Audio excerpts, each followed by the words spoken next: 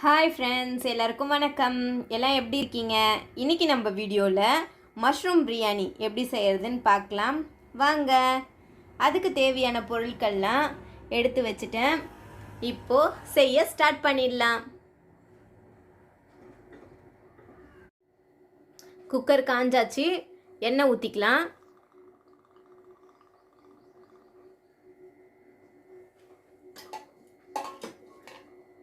எண்ணெய் ஒரு 2 ஸ்பூன் ஊற்றிட்டேன். இப்போது பட்டை வகையெல்லாம் சேர்த்துக்கலாம். 2 பிரிஞ்சி இலை,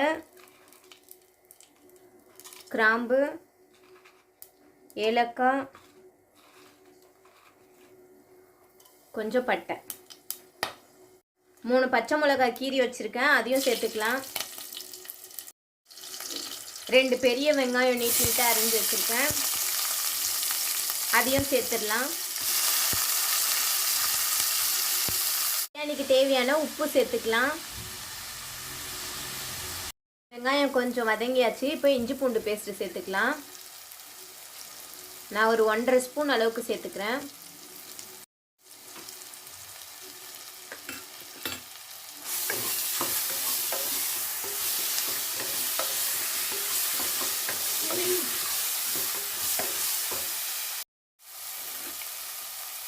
இப்போ தக்காளியும் சேர்த்துக்கலாம். 2 பெரிய தக்காளி,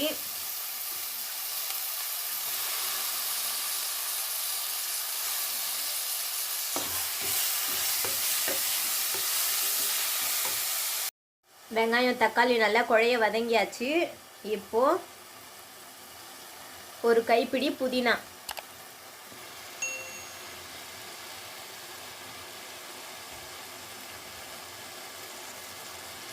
புதினா பாருங்கள் எவ்வளோ ஃப்ரெஷ்ஷாக இருக்குது.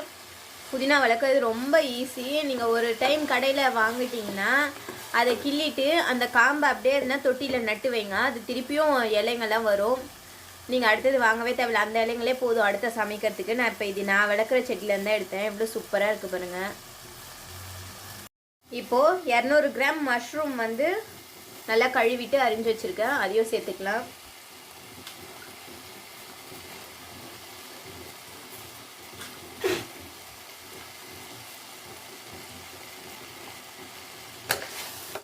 மஷ்ரூமையும் சேர்த்து 2 நிமிஷம் நல்லா வதக்கியாச்சு. இப்போது பிரியாணிக்கு தேவையான மசாலா பொருட்கள்லாம் சேர்த்துடலாம். 1/2 ஸ்பூன் மஞ்சத்தூள் சேர்த்துக்கலாம்.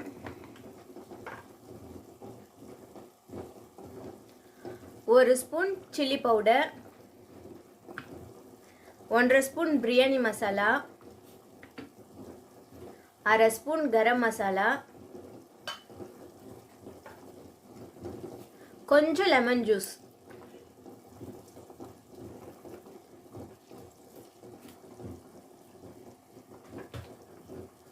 இப்போ எல்லாத்தையும் நல்லா கலந்து விட்டுடலாம்.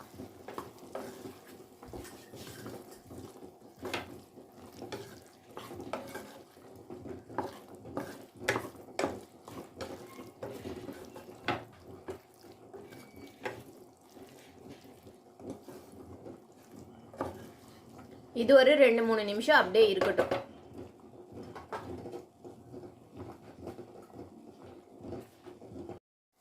ரெண்டு நிமிஷம் ஆகிடுச்சு. இப்போது இந்த மசாலா கூட நான் கொஞ்சம் மீன் மேக்கர் எடுத்து வச்சுருக்கேன், அதையும் சேர்த்துக்க போகிறேன். இதை ஒரு 10 நிமிஷமாக சுட தண்ணியில் ஊற வச்சு நல்லா பிழிஞ்சு எடுத்துருக்கேன்.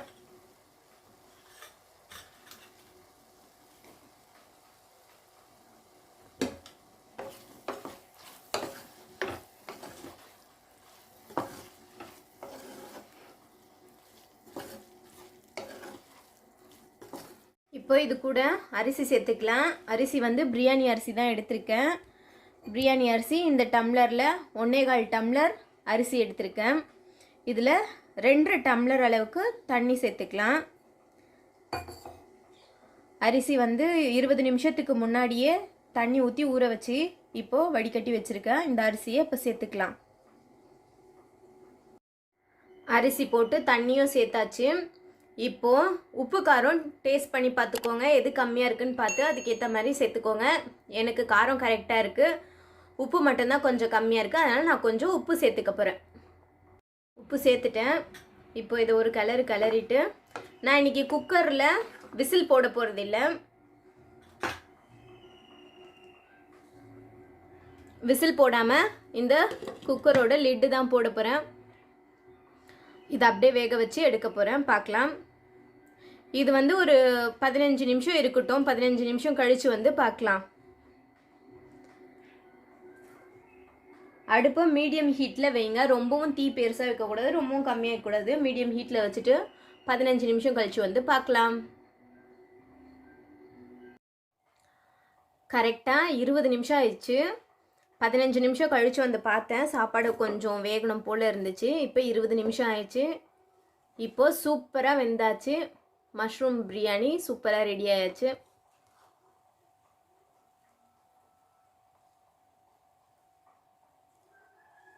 சாப்பிட்றலாம்.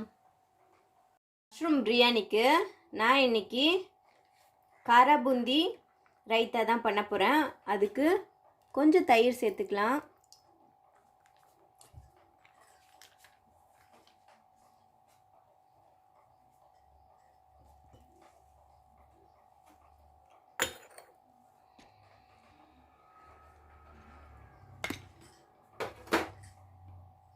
இது கூட கொஞ்சம் காரா பூந்தி சேர்த்துக்கிறேன்.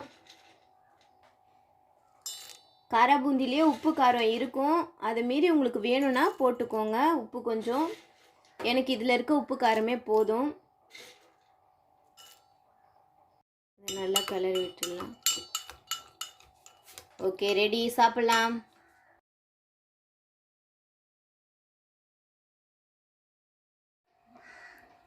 என்னது ரியாஷினி இது? மஷ்ரூம் பிரியாணி. உனக்கு பிடிக்குமா? ரொம்ப பிடிக்கும். சரி, சாப்பிடு. டேஸ்டா இருக்கு. நல்லா சாப்பிடு.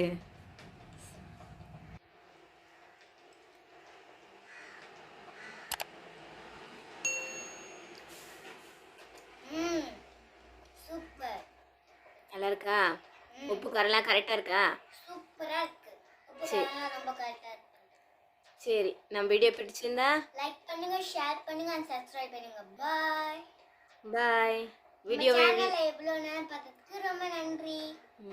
Thank you.